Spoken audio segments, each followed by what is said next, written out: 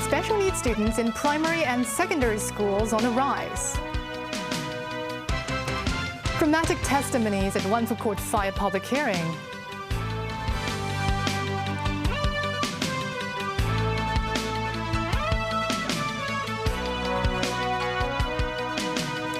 Good evening. Welcome to TVB News.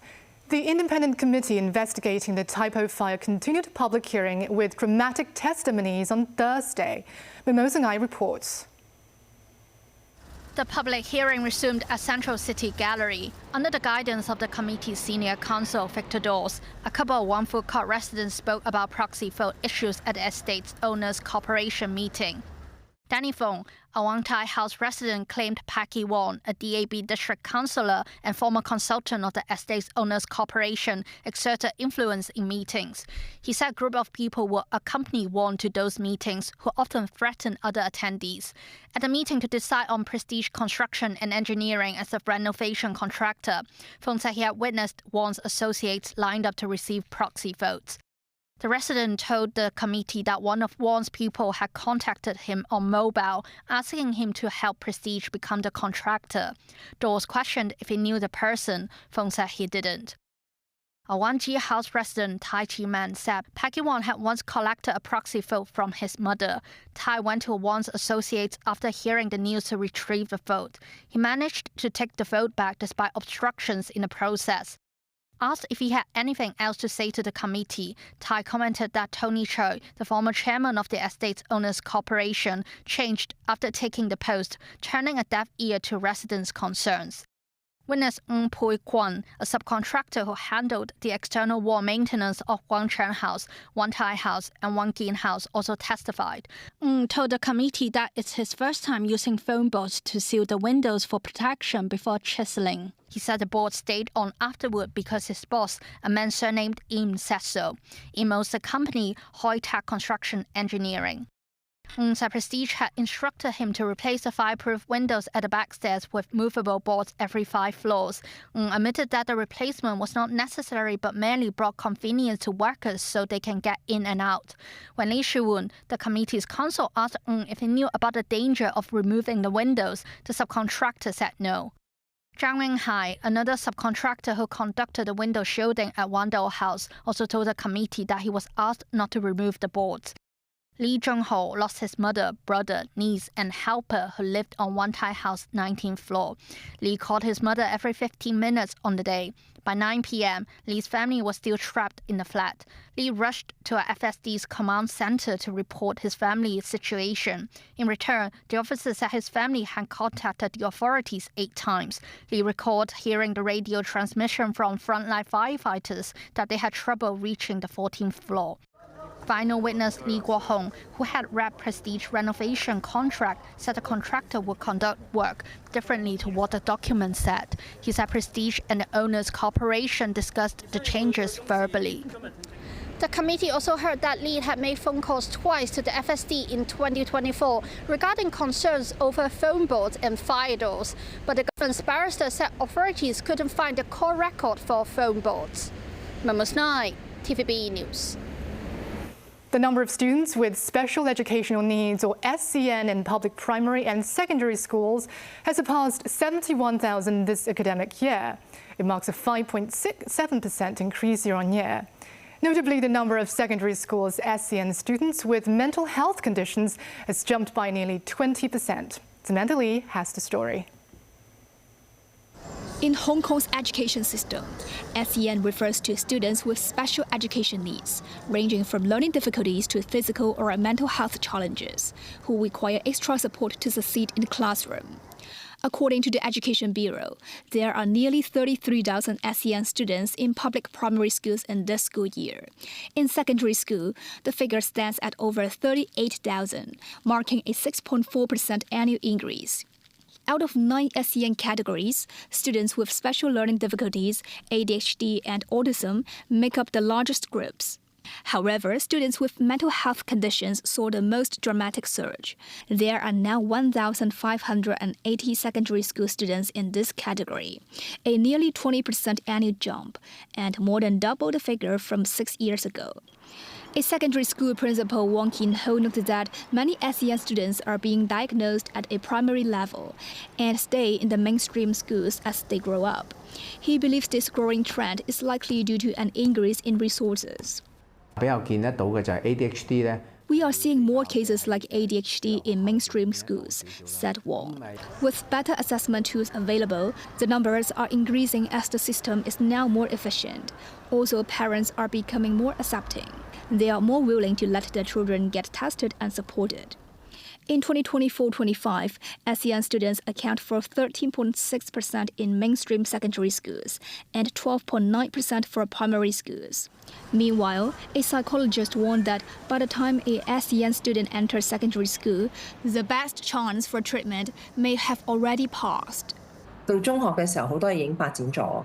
Scarlett Choi explained much of their development is already set by secondary schools. Just like other teenagers, ASEAN students also have to navigate puberty and deal with growing issues, on top of their special learning needs.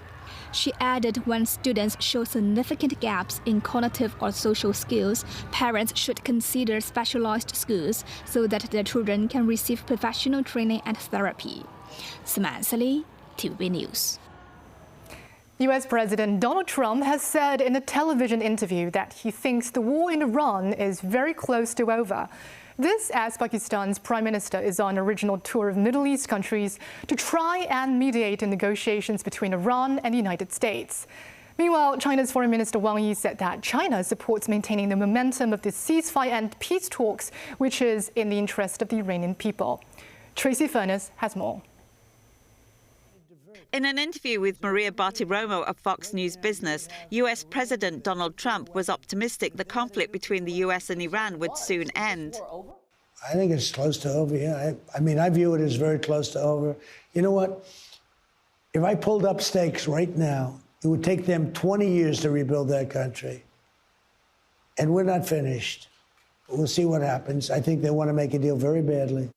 Visiting Jeddah in Saudi Arabia, Pakistani Prime Minister Shehbaz Sharif was greeted by Mecca Deputy Governor Prince Saud bin Mishal. Later holding talks with Saudi officials, including Crown Prince Mohammed bin Salman.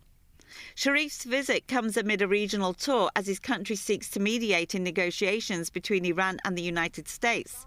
Chinese Foreign Minister Wang Yi commented on the talks, saying China supports maintaining momentum of a ceasefire and peace talks, which serves the interests of the Iranian people and reflects the shared expectations of countries in the region and the international community.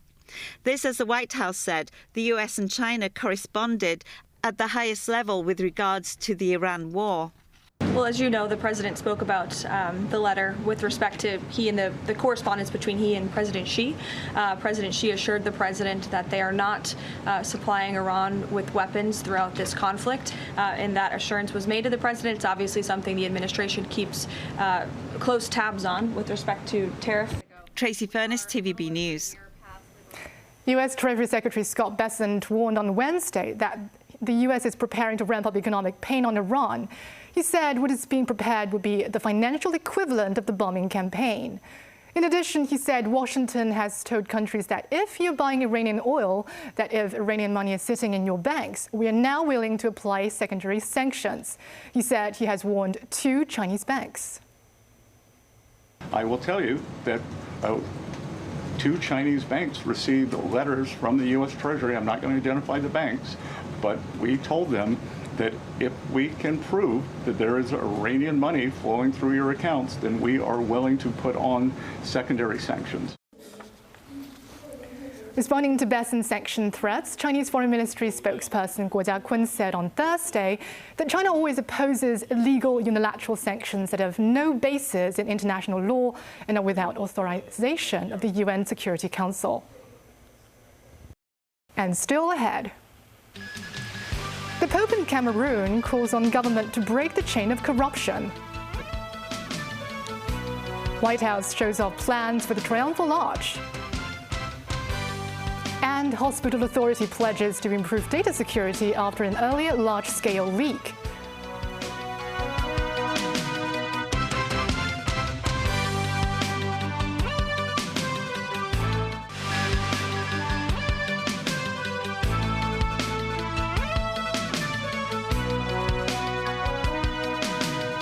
Welcome back.